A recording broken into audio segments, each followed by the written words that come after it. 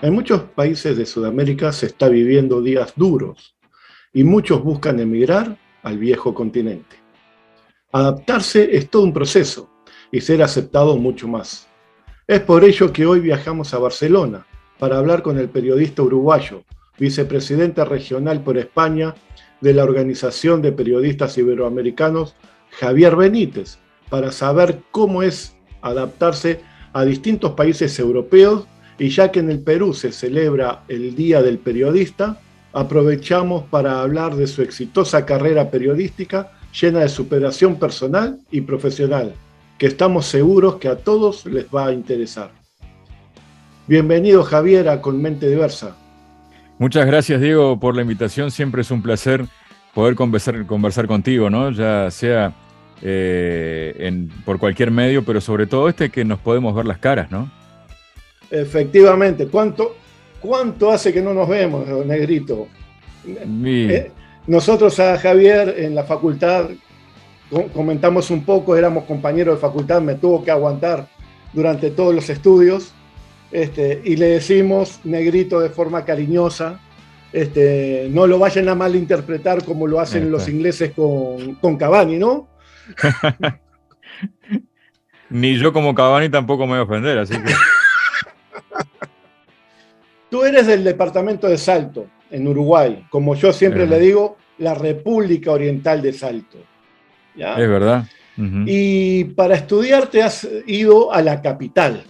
Es correcto. A Montevideo. ¿Cómo fue esa adaptación? Porque me imagino que de un departamento, como diríamos en Perú, de provincia, llegar a la capital debe ser todo un cambio, ¿no?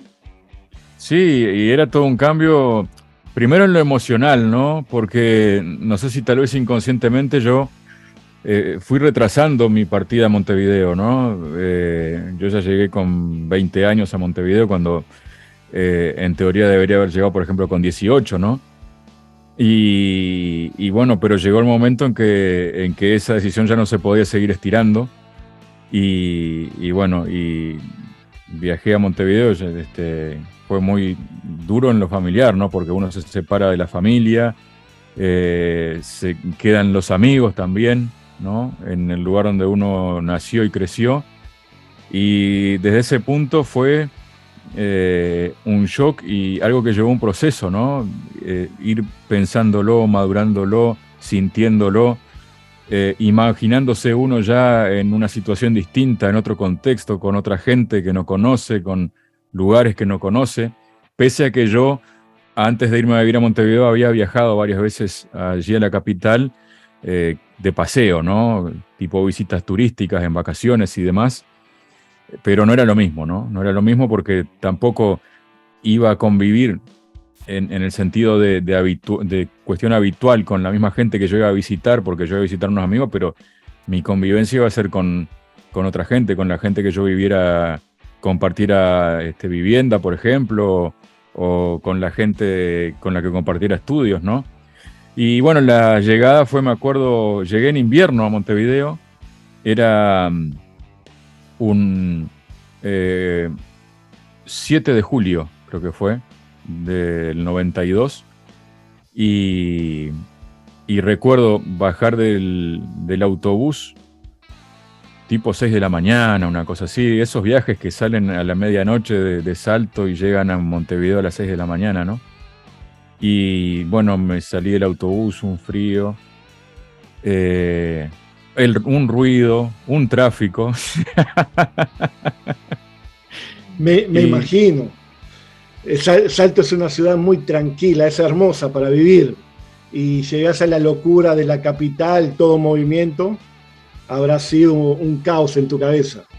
Sí. Muchas emociones juntas, ¿no? Porque seguro me iba de una ciudad en aquel momento de 100.000 habitantes a una ciudad de prácticamente casi 1,5 millones, ¿no? Seguro nada era lo mismo, ¿no? Las distancias, el movimiento, todo.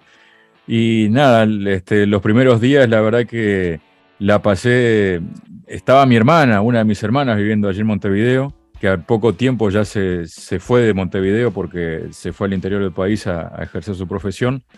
Pero bueno, tenía mis hermanas, mi hermana tenía unas primas, una tía, y nada, tenía algunos amigos también, y fue eso de llegar y empezar primero a tantear el terreno. Estaba mi padre también viviendo en Montevideo en esa época. Y, y bueno, y recorrer y conocer y ver qué empezaba a hacer con todo esto, ¿no? Con mi vida ya en otro lugar, ¿no? Javier, yo estaba maquinando un poco y digo, salvando la distancia, que tal vez sea lo mismo para una persona de provincia, del interior, irse a la capital como para un capitalino irse a vivir a otro país.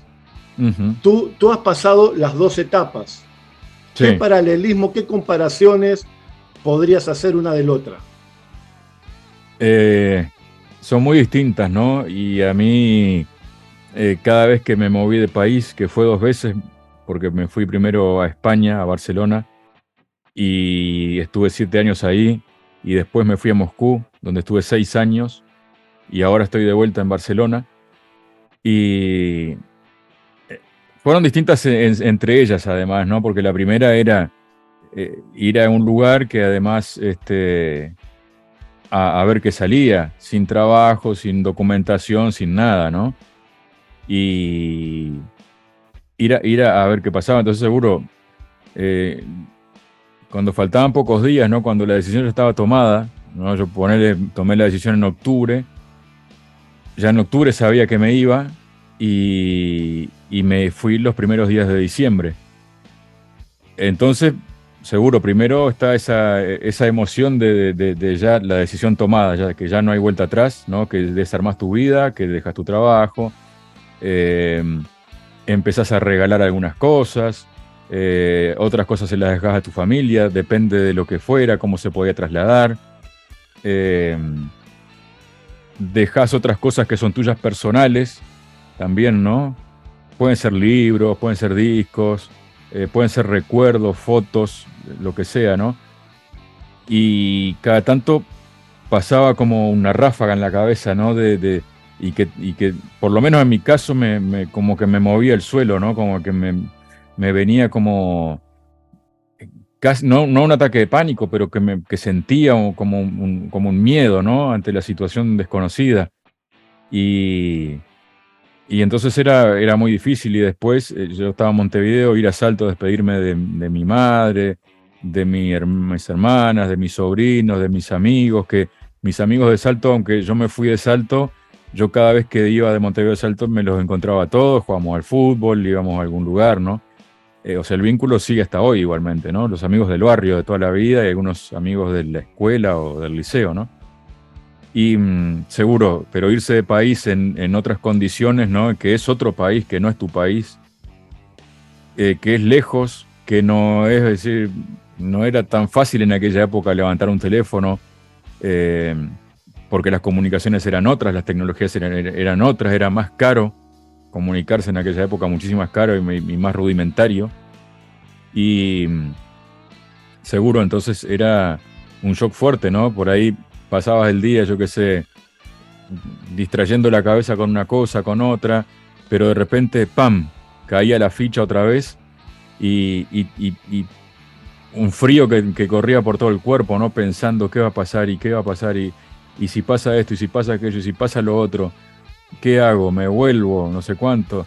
Entonces pasaban muchas cosas por la cabeza, ¿no? Que después, bueno, la vida fue incluso más dura de lo que yo pensaba. La vida de migrante, ¿no? En mi caso, ¿no? Porque no todos los casos son iguales, ¿no? No toda la gente lo vive igual, porque depende de las condiciones en que te vas, depende de tus circunstancias, depende de si tenés hijos, si no tenés hijos, de un montón de cosas, ¿no? Pero ya la segunda migración, que fue de un país a otro, ya era distinto, porque yo ya iba con trabajo asegurado, iba con todos los papeles en regla. Iba a un lugar donde me iban a ir a buscar el aeropuerto, me iban a llevar a un hotel, después me iban a ayudar a encontrar un apartamento, y así, ¿no? Entonces, pero igualmente fue un shock también distinto, pero también lo fue porque fue llegar a una cultura absolutamente distinta, con un clima que nunca había vivido antes, con unas costumbres distintas, con un idioma desconocido, algunas cositas conocía, pero muy básico. Y era un monstruo, ¿no? Una ciudad de 15 millones de habitantes, un metro al que utilizan 7 millones de personas por día. Un metro, por ejemplo, que en Barcelona, en Madrid, el metro va a 40 kilómetros por hora y el metro va a 80 kilómetros por hora. Y así muchas cosas, ¿no? Fue distinto, no fue tan traumático en el sentido de no sé qué va a pasar, no sé en qué voy a hacer, no sé qué trabajar, pero igualmente tuvo su cuota de shock, ¿no? Hasta que, bueno, luego uno se acostumbra, se va adaptando a las circunstancias y ya todo se va poniendo en su lugar, ¿no? Javier, cuéntanos un poquito. Por ejemplo, acá en Perú, la temperatura más fría es, no sé, 8, 7 grados. ¿Ya? Y hoy se está viviendo una situación que cada vez hay mucha más gente que se quiere ir del país, ¿no? ¿Qué les dirías si se quieren ir a un lugar tipo Rusia o España? ¿Qué consejo le darías? A mí no me gusta dar consejos, la primera frase, pero no, o sea, ¿qué pasa? Yo lo primero que diría es que uno trate en la vida de hacer lo que tenga ganas de hacer, ¿no? Si uno siente que quiere irse, la mejor forma de saber qué puede pasar es yéndose, ¿no? Es de la única manera que puedes averiguar qué se siente, cómo se vive, es la única manera de saber si te puede ir bien o no, eso lo vas a saber ya en el lugar. Lo que a mí me parece que en la vida nunca hay que dejar atrás, nunca hay que dejar eso de, si yo hubiera hecho tal cosa, si yo hubiera ido a tal lugar, si yo hubiera dicho tal cosa. A mí me parece, yo soy de la opinión, ¿no? Una opinión muy personal de que cada uno si siente un impulso de lo que sea y lo pensó y lo meditó y lo maduró y más o menos hizo los cálculos, ¿no? De cómo puede afectar a su propio entorno familiar. También las situaciones son distintas, puede haber una situación desesperada económica, puede haber una situación desesperada por otro tipo de cosas, ¿no? Yo, por ejemplo, tengo un amigo colombiano que en su momento se fue porque era un desplazado y se fue a través de ACNUR, ¿no? De la ONU. Y seguro, no estoy diciendo que este sea el caso, ¿no? de alguien en Perú, pero quiero decir, los casos son distintos, ¿no? Y lo primero que yo puedo decir es que si tienen ganas de hacer algo y lo pensaron bien y están seguros, que lo hagan. Y luego, bueno, una vez que están en el lugar, intentar, como hay una frase en España que dice, allá donde fueres, haz lo que vieres, ¿no? O sea, a donde vayas, haz lo que veas, ¿no? Y eso, ¿no? Yo creo que es fundamental intentar adaptarte lo más rápido posible, ¿no? A conocer cuáles son las costumbres de la gente, qué es lo que ven bien, qué es lo que les parece mal, para que uno no se sienta o rechazado o discriminado, lo que sea, ¿no? Javier, vayamos un poquito a tu larga carrera profesional, que vaya si será rica, que hoy en día eres el vicepresidente regional por España de la Organización Periodista Iberoamericanos. Pero sobre todo, cuéntanos un poquito cómo nace tu gran romance con la radio. Porque la radio y tú son una. Sí, nació desde muy chiquito. A mí lo que me gustaba más me gustaba más escuchar la radio que mirar la tele, ¿no? Y bueno, y siempre estuve ahí con la radio, escuchándola, y me acuerdo en el año, tenía 10 años, creo en el 82, que eligieron a unos alumnos ahí de la escuela para leer algunas estrofas de la leyenda patria por el 25 de agosto, y nos eligieron algunos pocos para grabar unas estrofas ahí, que al día siguiente se iban a emitir en una radio, en Radio Salto, en Salto. Y bueno, ese fue mi primer contacto indirecto, ¿no? Con la radio, ¿no? Que me acuerdo fuimos a la Intendencia de Salto, ahí al auditorio, que tienen ahí un pequeño auditorio en aquella época. Y entonces había un microfonito ahí y cada uno leía su parte y grababa. Y esa fue la primera vez que yo me escuché en la radio, que en el año 82, fue un 25 de agosto. Y después, yo tenía un amigo que ya estando en el liceo, tenía programas de radio que él mismo se los producía, se encontraba a los clientes, arrendaba el espacio, digamos, ¿no? Entonces un día me invitó, che, negro, ¿querés participar? No sé cuánto en este programa, no hay guita, no sé qué, no hay dinero, pero te puede gustar, no sé qué. Y yo le dije que sí, entonces me tomaron una prueba y ahí empecé a trabajar el 26 de agosto del 91 y pasaron 3 meses, creo, o 2 meses, creo que fue una cosa así, y él lo contrataron de otra radio y yo quedé en su lugar, digamos, ¿no? No en su lugar específico de lo que él hacía, sino que, digamos que otra gente que estaba por detrás de él quedó en su lugar y yo entré a ocupar un lugar también ahí, ¿no? Y bueno, eso en Salto, y después ya el año siguiente me fui para Montevideo y también me pasó lo mismo porque yo tenía un amigo, un locutor de los mejores que he conocido, que trabajaba en FM Concierto, me acuerdo. Y él un día me dijo, venite por acá que te voy a presentar a una gente, no sé cuánto. Y Concierto e Independencia estaban en el mismo edificio, los mismos dueños. Y entonces me presentó con una gente que tenía un programa deportivo ahí. Y bueno, y me dijeron para ser locutor deportivo, locutor de ese programa de deporte. Y ahí empecé. Y después de ahí, que se terminó el programa, yo ya hacía comunicación social en la UTU. Y un día llegó ahí, estaban haciendo buscando gente para hacer un programa en Radio Imparcial, me acuerdo. Y ahí, bueno, y también pruebas, no sé cuánto, y nos pusimos a hacer el programa ese. Y después ya, en el año 96, me presenté en otra radio grande, que era FM del Sol. Y fui con mi demo y mi currículum, no sé cuánto, y me llamaron. Después yo llamé, soy fulano, no sé cuánto, que el otro día dejé ahí. Sí, te estuve escuchando, bien. ¿Tenés tiempo para venir y grabar pruebas y eso? Sí. Bueno, vení tal día, tal hora. Y así empecé a ir y estuve como 2 meses. Porque hay una exigencia tremenda, ¿no? Seguro,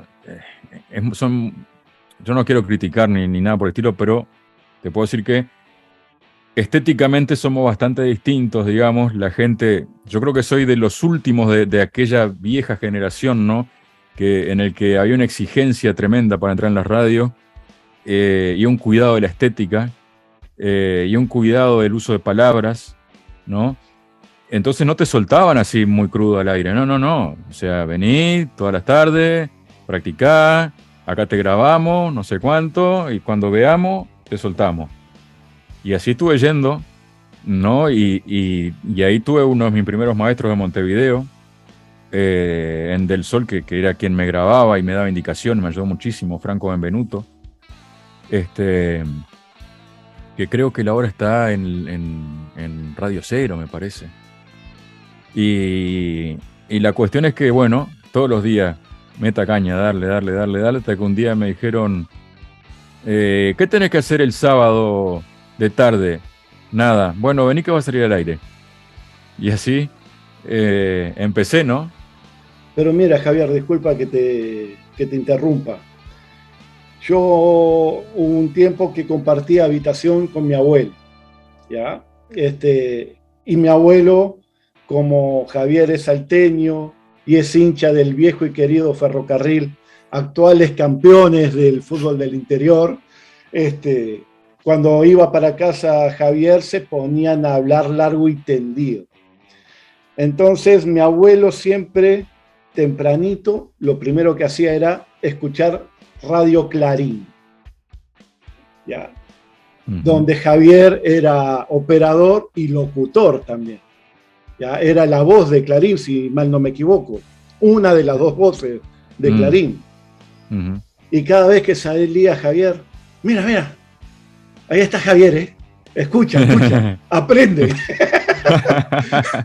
Y te tenía acá arriba. Yo creo que me sacás a mí, hasta me desplazabas a mí ahí con el pelado.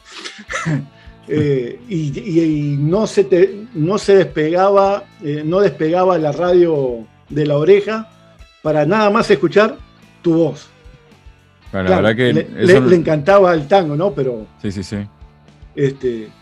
Tú eras uno de los motivos.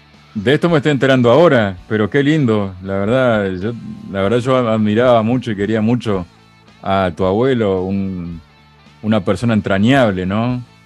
Una persona muy cariñosa, solidario, que le gustaba conversar. La verdad que tengo los mejores recuerdos de él.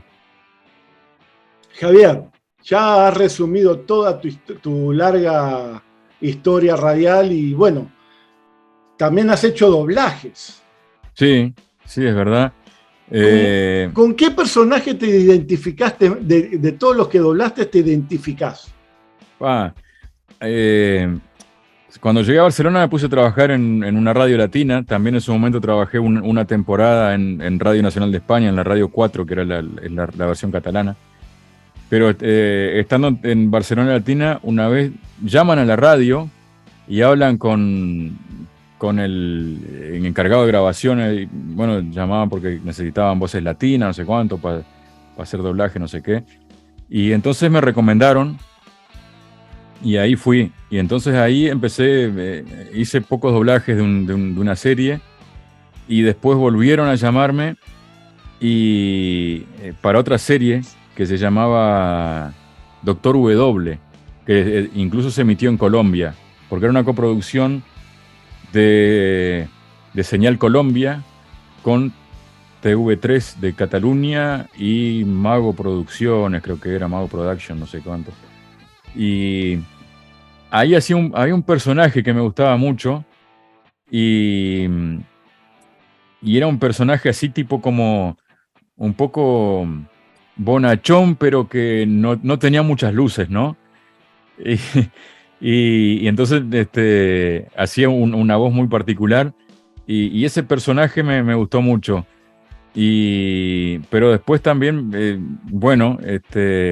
después lo que más me llamó la atención fue que yendo a Moscú, estando allá, me llamaron de allá de un estudio de doblaje para hacer doblajes también de documentales, de dibujos también. Y también, por ejemplo, para el Mundial de Rusia grabé, porque había un Mundial del Fútbol, un museo del fútbol que estuvo durante el Mundial, ahí en el centro de Moscú, enorme, y entonces me pidieron que grabara la versión en español de toda la historia del fútbol, que si iba, yo que sé, un español latinoamericano y se ponía el auricular, era yo el que hacía la narración, digamos, de todo el recorrido del museo, ¿no? Pero estando en Moscú incluso me llamaban de España para grabar doblajes también. Entonces yo aprovechaba, viajaba para descansar unos días y para trabajar también, ¿no? Pero ese personaje que te cuento, que ahora no me acuerdo el nombre del personaje, pero me gustaba mucho ese personaje que hacía. Aunque grababa varios a la vez, ¿eh? En esa serie me acuerdo que puse la voz a 7 personajes. ¿A 7? Y 7, sí. Y después en otra serie le puse la voz a 2 personajes. Y en Moscú le ponía a 1. Pero sí, la verdad que fue una linda experiencia. Es una linda experiencia hacer doblaje, ¿no? Impresionante. Javier, yo sé que estos temas a ti no te gusta exhibirlos ni nada por el estilo, ¿no? Pero en el 2016, la Organización de Periodistas Iberoamericanos te premió con el galardón Personalidad Iberoamericano del Año, como reconocimiento a tu extraordinaria trayectoria periodística en la radiodifusión internacional y tu valioso aporte a causas nobles sociales. ¿Qué significó este galardón? Porque yo recuerdo que tú muchas veces me comentabas cuando éramos estudiantes, yo me dedico a trabajar, me dedico a estudiar y dejo muchas cosas de lado que no me gustaría. Y yo me acuerdo que te decía, pero eso te va a llevar por el buen camino. Y por ejemplo te llevó a este reconocimiento. ¿Qué fue para ti todo eso? Bueno, la verdad que fue, primero que nada, una alegría enorme, no por una cuestión de ego, ¿no? Sino una alegría de saber que te están reconociendo el trabajo, ¿no? Por un lado eso, pero que a su vez va enganchado con otra cosa, ¿no? Y es que cosas así, por más que mucha gente dice, no, porque a mí no me gusta recibir premios, o no le doy importancia, o lo que fuera, o yo qué sé, ¿no? Yo qué sé, fulanito, por ejemplo, está nominado a un Oscar, no, yo no voy a eso, no sé cuánto, ¿no? Pero tiene el premio aparte del hecho del premio en sí, ¿no? Y de la alegría que puede darte, es el hecho, por lo menos en mi caso, de sentir como que no lo has hecho tan mal y de sentir que es un impulso para seguir tomándote las cosas en serio, ¿no? Javier, la invasión de Rusia a Ucrania, muchos, sobre todo los que vivimos de este lado del continente, lo vemos como algo lejano, que nunca nos va a pasar, que no nos va a repercutir, ¿ya? Esto ya se va a terminar ahora nomás, pero no es tan así. Hay muchas personas que les ha afectado enormemente, entre las que estás tú, por ejemplo, ¿no? Y esto te llevó a reinventarte. Y bueno, y los que nos siguen todos los fines de semana y los que nos siguen por nuestro Facebook de Con Mente Diversa, están escuchando una publicidad que venimos publicitando, valga la redundancia, una nueva iniciativa tuya, Realpolitik Room. He visto todos los capítulos que has publicado hasta el día de hoy y tienen una calidad y tocan temas muy importantes para la sociedad, sobre todo para los que les gusta la política, la geopolítica, mejor dicho, y la economía. Cuéntanos un poco de este proyecto, por favor. Sí, este proyecto justamente nació a raíz de todas las circunstancias actuales, ¿no? Y bueno, a mí me gustó el nombre Realpolitik porque la Realpolitik es, digamos, algo que busca el pragmatismo, ¿no? Y el pragmatismo en la política termina redundando en beneficio para las personas, ¿no? Porque si uno se aleja de ideologías, ¿no?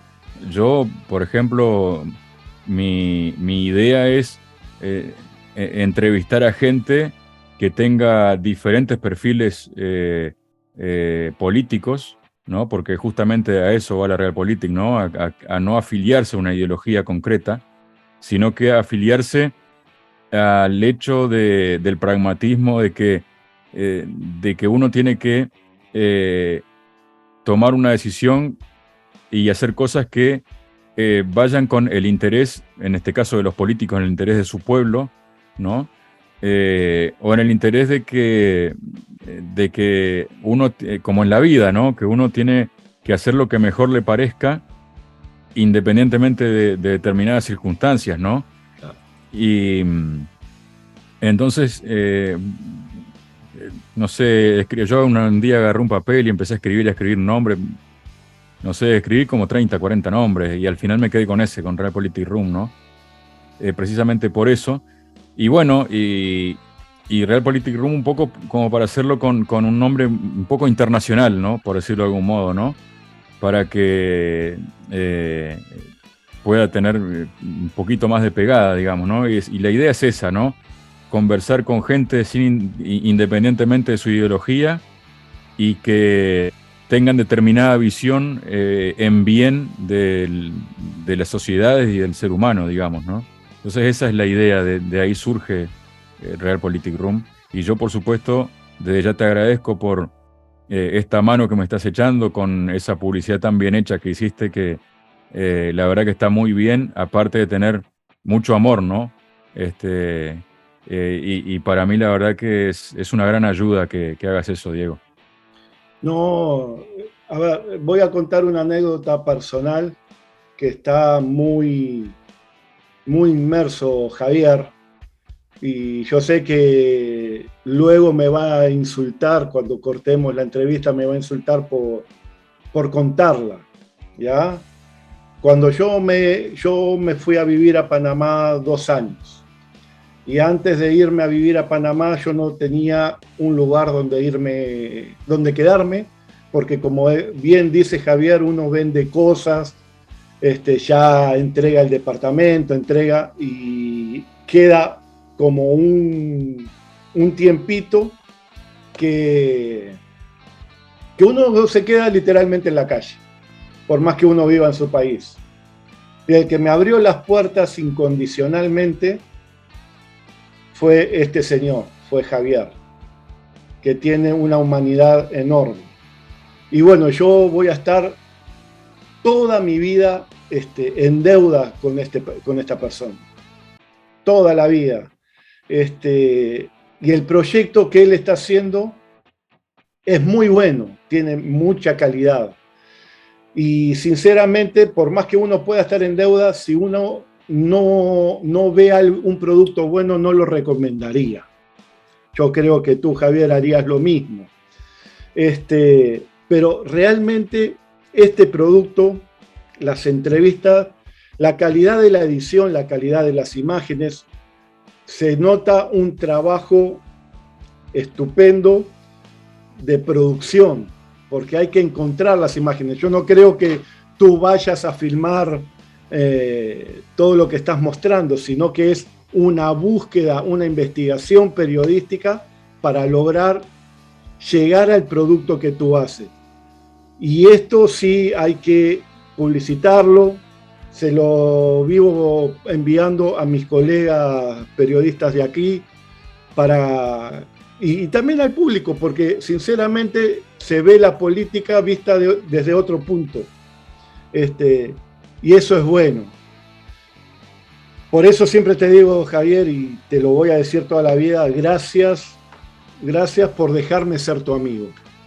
No, y yo también te agradezco a vos, Diego, porque del mismo modo que vos decís eso, cuando nos conocimos en la facultad, que yo no conocía a nadie, vos me abriste la puerta a tu casa y tu abuelo, y también ahí yo pasé momentos increíbles, ¿no? Grandes momentos de la vida, muy emotivos, y claro, al final nos hicimos amigos entre unos cuantos compañeros, ¿no? Pero claro, al principio no cualquiera te abre la puerta, aunque Uruguay es un poco así, ¿no? Uruguay es un poco que la gente es solidaria, ¿no? Pero vos me abriste la puerta de tu casa, muchas veces íbamos ahí, hacíamos trabajo juntos, estudiábamos, me invitabas a comer más de una vez también. Y así que bueno, yo creo que una amistad es recíproca y no es una competencia a quién da más o a quién da menos, ¿no? Es una cosa que las cosas se dan, que uno da y recibe de corazón, y eso es lo que es la amistad, ¿no? Y eso es lo que valoro en ti también como ser humano, ¿no? O sea que por eso también te agradezco tanto ahora esto que estás haciendo por mí, por este empujón que me estás dando desde tu lugar, y la verdad que para mí es muy importante no solo eso, sino además contar con tu amistad, Diego. Muchas gracias, Javier, pero una cosa y nos estamos olvidando, no nos podemos olvidar. ¿Cómo puede hacer la gente para seguirte y para seguir este nuevo programa Realpolitik Room? Bueno, Yo tengo, subo los vídeos en YouTube. Ahí no sé si es tan fácil encontrarlo o no, porque todavía no tengo la URL de Realpolitik Room, pero sí tengo en Twitter, por ejemplo, @Realpolitik Room. Entonces, si buscan en Twitter, ahí mismo van a ver los enlaces a los programas. También tengo Facebook, que también es Realpolitik Room. Y bueno, y en YouTube, ¿no? Así que y la forma es que cuando se encuentren con un vídeo, si les parece bien, si les gusta, se suscriben, que eso ayuda mucho también. Pueden activar esa campana de notificación también para que cuando hay material nuevo, yo siempre lo subo como estreno, ¿no? Para que no se suba así perdido, ¿no? Que lo suben y nadie se entera. Entonces lo pongo como un estreno para que a quienes están suscriptos les llegue el mensaje de que a tal hora se va a estrenar un nuevo programa, un nuevo episodio, ¿no? Y esa es la forma. Javier, por las dudas te digo, en YouTube he puesto Realpolitik Room y ha salido. Bien. Sale tu logo, Perfecto. sale. Así que también en YouTube lo pueden encontrar por Realpolitik Room. Perfecto. Bueno, Javier, no te voy a quitar más tiempo porque esto, si no, vamos a empezar a hablar de Ferro, de tu cuadro, de mi cuadro, y no vamos a ir hasta dentro de una semana. Entonces, nada, te quiero agradecer muchísimo por ser parte de Con Mente Diversa, por siempre estar ahí para el programa, para mí, para mi familia. Y bueno, y te deseamos lo mejor para este nuevo proyecto que estás haciendo. Y bueno, y a seguir adelante, que tú de eso sabes y siempre sales lo mejor parado. Muchísimas gracias, Diego, por tus palabras, que Dios te escuche, y el agradecimiento es mío también porque aunque no conozca personalmente a tu familia, sí la conozco por tus historias, sí la conozco por lo que subís a Facebook, sí la conozco por este programa, y entonces para mí también es un placer poder estar en contacto con ustedes y poder colaborar cada vez que pueda. Estuvimos con Javier Benítez. Esto es Con Mente Diversa, un espacio donde conviven las diferencias.